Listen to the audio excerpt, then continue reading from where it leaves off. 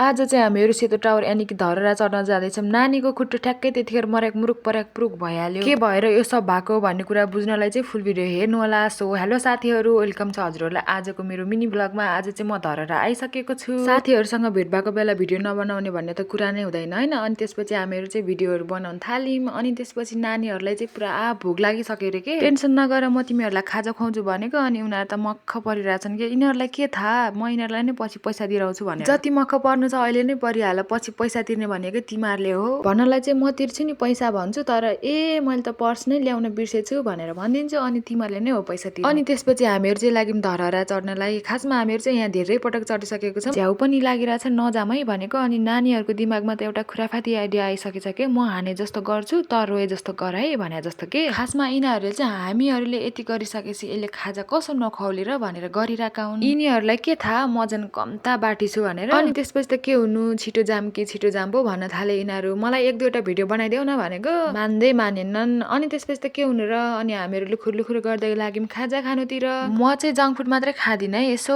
फलफुल पनि खाने गर्छु। सायद त्यही भएर होला मलाई आज हस्पिटलसम्म धाउनु परेको।